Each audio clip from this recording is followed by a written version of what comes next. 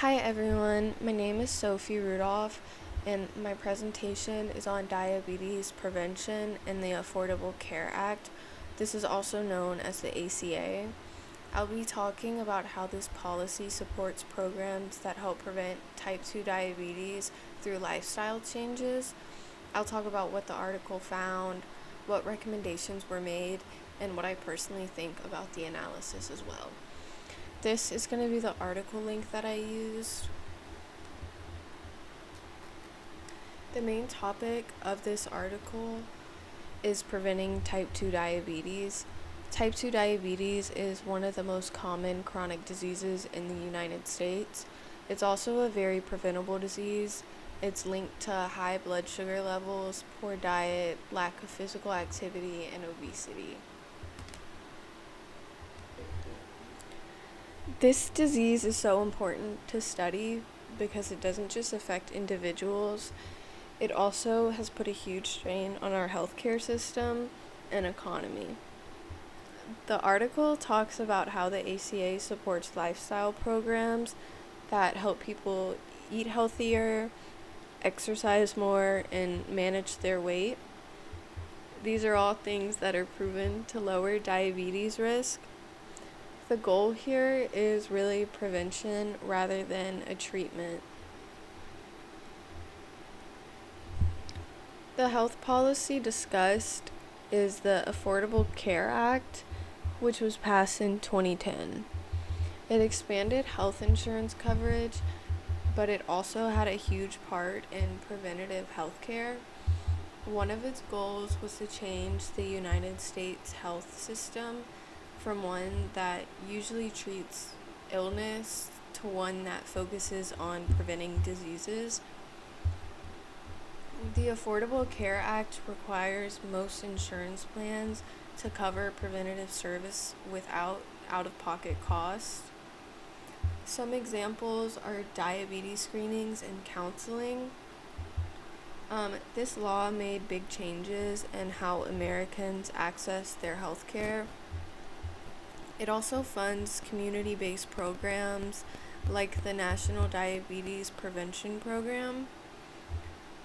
This program helps people at high risk make long-term lifestyle changes. These programs are also proven to reduce diabetes by teaching participants how to eat healthier, be active, and maintain a healthy weight. The Affordable Care Act policies advocate for health education and to make preventative care more accessible for all Americans. The article uses a qualitative approach.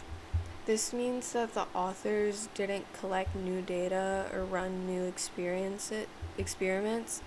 They reviewed information from existing research studies, like government reports and policy documents.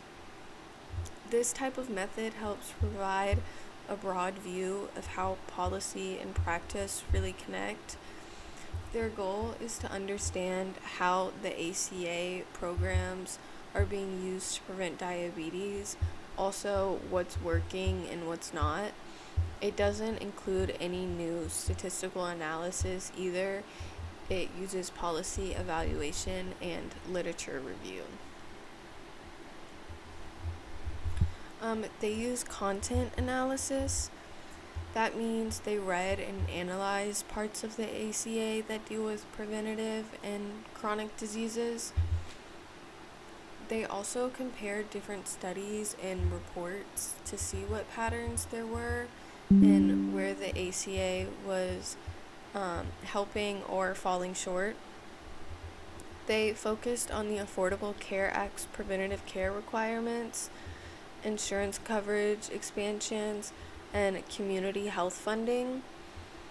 They mainly looked at parts of the ACA that were linked to diabetes prevention, and they compared findings from past research to show how the ACA was affecting prevention.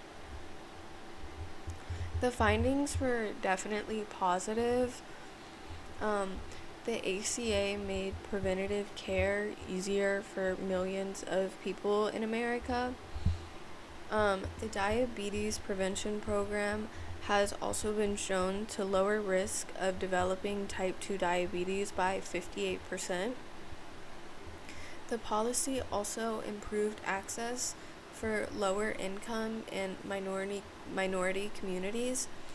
These communities often face a higher diabetes rate as well. There are definitely still problems, like not all states offering the same level of coverage, as well as not the same level of funding for these programs. As even though like the ACA has made big improvements, the impact isn't really equal everywhere still.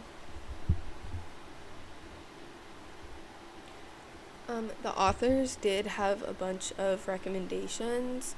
They suggested creating better reimbursement systems.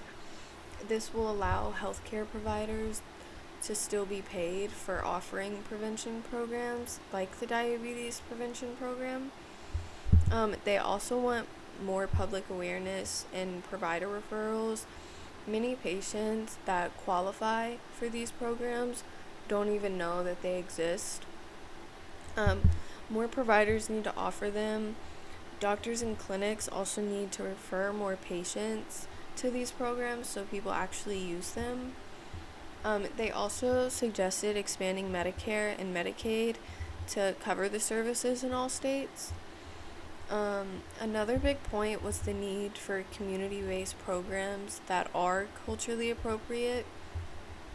For example, programs that are tailored to specific communities can be more effective when they consider cultural food, habits, or language barriers.